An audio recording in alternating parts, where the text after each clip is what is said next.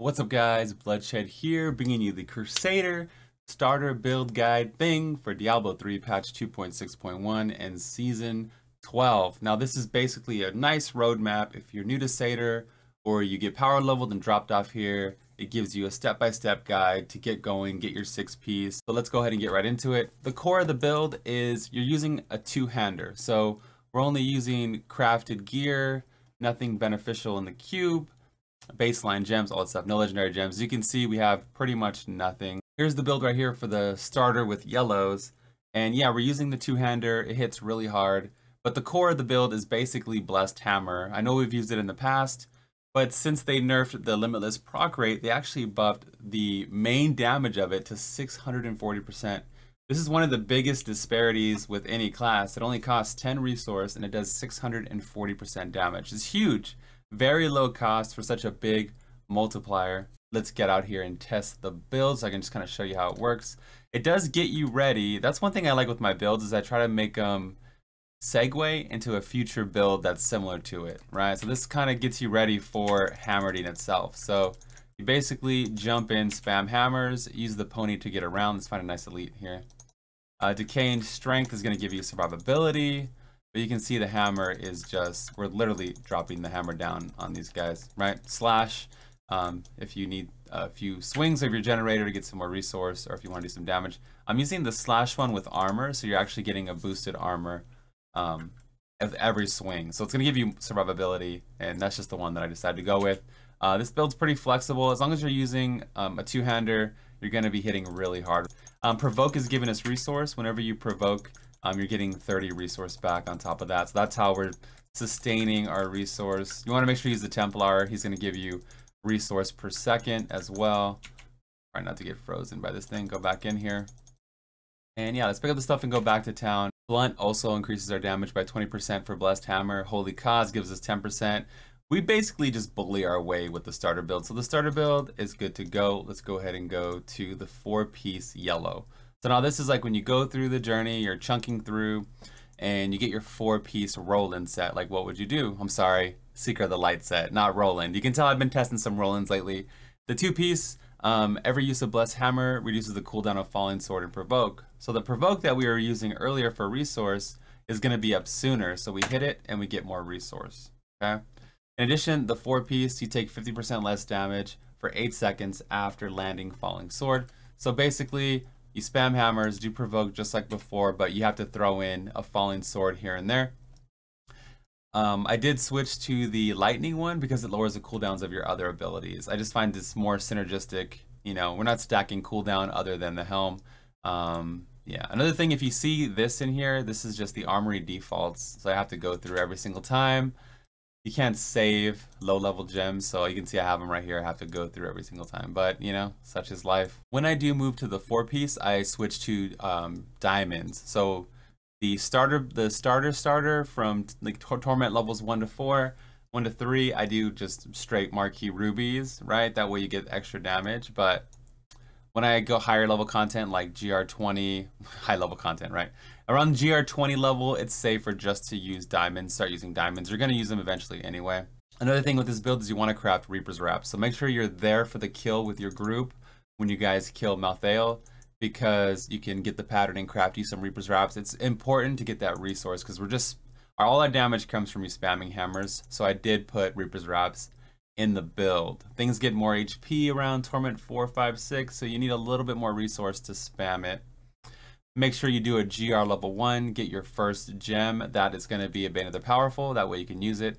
If you don't have a legendary piece of jewelry to put the gem in, it's okay, you don't really need it. It's just nice to have if you can squeeze it in somewhere. For this build, I'm not going to recommend that you use the Hope of Cain recipe to upgrade a two-hander to a legendary. I would recommend you do a one-hander because you really need a Johanna's Argument in the cube. So do a one-hander, maybe you'll get it. But either way, I wouldn't worry about it. I would just use a yellow or whatever you get while leveling. It's totally fine. Almost forgot the green gem here. Okay. All right, let's jump into the GR20 clear and I'll kind of showcase the build. Crusaders have it a little bit easy. The Rift Guardian, if the Rift Guardian Savage, it can be a little problematic. And when I mean problematic, I mean we won't face roll. It'll just take a second to kind of whittle the Guardian down itself. So you can tell by the build, I'm just kind of muscling my way through, getting as much damage as possible. We don't grab any pylons in testing. That way the bar is set extremely low for you guys. That way when you run it, you know, it's just gonna be smooth sailing ahead, right? I like to set the bar really low, and it kind of gives me like a little challenge. It kind of challenges myself to try to make the build as best as it can be within the time frame that I have while I'm making the video. So spam hammers, use provoke to get resource, use falling sword to keep up your defensive bonus, and pony to kind of get around. Speed charge, I'm sorry, not pony. I call it pony all the time. You're actually pretty tanky. This ghost, man. They extend the fight so much when there's no need to. But we lived. We took an explosion like a boss. Here we go. Here we go. Some density. All right. Yeah, this is some nice density, some nice AoE clears. Throw in a slash or two whenever you can, because it'll keep up your armor. And in early game, like any kind of multiplicative damage bonuses, any kind of armor bonuses, it really helps. It kind of allows you to muscle your way through the content. Kind of like on a level 1 character when we grab the follower's weapon. You know what I mean? We're like way stronger than the current content because the game wasn't like designed around that. So any kind of, oops, nope, I will not die in this video. I made a pact. They kind of look like little pieces of kettle corn or popcorn or something like that. The fire ones look like hot Cheetos, man. So one of the first builds I ever made when I became a YouTuber was it was a hot Cheeto Crusader build. I'll never forget it. And people would always be like, "Oh, you're playing Blood's hot Cheeto," because I used to use the fire rune because I thought it was just cool.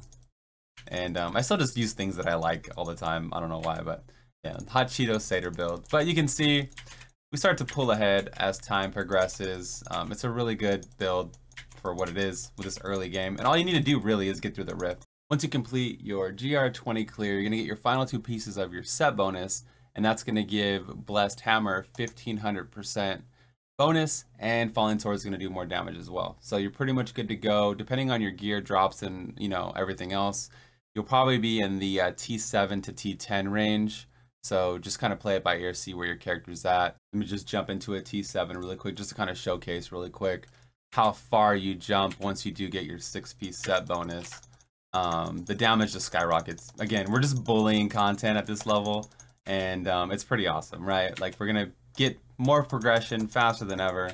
It's going to be a good time. So if you're a Satyr out there, stay tuned, because we're going to get into the blood shards really quick. So I just kind of wanted to showcase the damage jump where you would be at even with just yellows, not even counting a legendary item or anything like that. So what is this? Speed pylon. All right, I'll take a speed pylon. Now that the GR20 clears over, we're free, man. We're free as this little Satyr bird thing.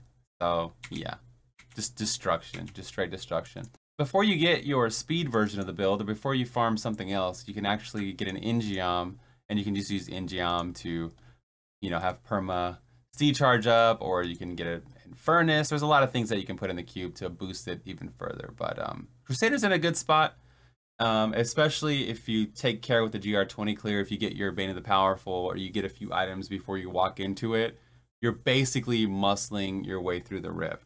Stats you want to look for is obviously the holy damage, because it's going to buff up your hammers, crit and crit damage, and lots of vitality and lots of strength. Okay, so just want the base stats, because again, we're just forcing our way through content. Okay, let's go ahead and look at the level 1 stuff, the juicy stuff. All right, so this is a level 1 Crusader that we rolled our blood shards on. And if you don't know, you start out with 475 blood shards, not 300. There's a lot of other things that come with the bounty bag. Let me actually bring up the bounty bag for you guys to show you what it looks like. We play this a lot. We play a lot of Diablo, so I have all these screenshots just everywhere. My whole computer's full of screenshots. So you can see on the PTR, the Challenge Rift bag has 475 blood shards, 4.6 million gold, DBs, and all this other stuff. So basically, the current meta, if it was to go live today, would be to roll your blood shards, get some multipliers, use the Death's Breath to unlock your blacksmith, craft a level 70 item, okay? Let's keep this between us, guys, all right? Roll reduce level requirement on said level 70 item, and you can equip it around level 40. People are telling me they're doing like T6 to level 40. So that's currently the meta of what we're doing. We were able to do this last season, but last season we didn't have any blood shards in the, I'm sorry, we didn't have any DBs in the bag. So, but we were able to roll our blood shards. So, don't do your challenge rift the week of the season, save it. PSA, save your challenge rift bag. Now, what can you get blood at level 1? Well, my friend, you can get Gabriel's of Ambraces, which reduce the cost of Blessed Hammer. I think it refunds the cost when it's less than 3 enemies. So that's amazing for resource. But I would roll shields. You can get a denial shield, and you can get the Guard of Johanna, I think it's called, and that's gonna buff Blessed Hammer damage. If you get the shield, just use a one-hander, craft a one-hander instead of a 2, modify the build slightly for it, you'll be fine, and do the damage, do the damn thing, okay? I didn't want to build around this because this is RNG dependent. All my builds are based on non-RNG, so no matter what, you know what I mean, they're gonna be working regardless. The level 1 denial also buffs sweep attack, and I'll show you what that looks like. The denial looks like this. Each enemy hit by sweep attack increases the damage of your next sweep attack by 125, stacking 5 times. So it's pretty good. Long story short, you'll have a nice multiplier while leveling, and you would just use that. Me personally, I would probably keep rolling shields till I get the Guard of Johanna because it synergizes perfectly. Where is this thing? Oh, alphabet is hard. As you can see, Blessed Hammer damage is increased by 250% for the first 3 enemies it hits. So it's really, really good. And you're gonna need it anyway. At least it'll help you big time early game. Like right now, this would have helped me in the GR20 clear. It would help me farm like T7 to T10, T11, right? It's a really good item, a really nice multiplier. And then when you have the Hope of Cain, if you want to upgrade a one-hander, you would get the Johanna's Argument, which would increase the attack speed of Blessed Hammer by 100%. It's a nice damage increase, right? So that's kind of like the way you would build into it from there. One thing I wanted to touch upon is that this starter build is not the best starter build, right? The best Crusader starter build is and always will be Thorns. Okay, I'm gonna put a link in the description for Thorns. It's really, really strong. Basically, I just wanted to touch upon it because I've made the starter build for Thorns in the past. You basically roll Thorns as a secondary, or you can see like these boots already have Thorns on it. You roll it as a secondary and you just use all the Thorn stuff, right? You use Thorny Pony, like Spike Barding, right? Use all the Thorn stuff and you pretty much just destroy content, right? So I'm gonna put a link for that. It's an old build, but it still works flawlessly. But I figured it didn't make sense because you're gonna build this way into Hammerdine. It kind of synergizes. It's a nicer segue, nicer build path than doing it the other way. So I'll put that down below in case you want the absolute fastest way. As far as recommendations for early game blood shards, I would recommend shields. The Condemn shield gives you an 800% multiplier, so that's going to be amazing for a con condemn and one-handers, right? I would do shields and one-handers all day. You're going to get some savage multipliers, the Garfalcon's Foot, Golden Flints, Friar's Wrath, all this stuff, right? There's some really good one-handed flails and Crusader shields that are going to give you some nice multipliers, right? So those are the 2 things that I would say. Upgrade one-handers and roll shields, and then of course roll gear to get your other sets, right? So I hope you guys enjoyed this. Crusaders have it pretty easy. Like I said, just muscle through the content, stack as much double crit strength as you can, and just bully everything, right? Be a satyr, slay those daemons. Make sure to follow me at twitch.tv/bloodshed. If you want to support further, hey man, go sub on Twitch. I would definitely appreciate that. Or you can follow me on Patreon, sub on Patreon, or whatever you want to do. You know, just being here, supporting, sharing the content helps, liking, all that stuff. If you have any other tips for Crusaders, feel free to share them down below. Future satyrs like yourself, I'm sure look at the comments and it definitely helps. So we have a really good community here and I want to keep fostering more positivity because that's what we're all about. Anyways, guys, this is the Bloodshed and you know I'm out of here. Peace.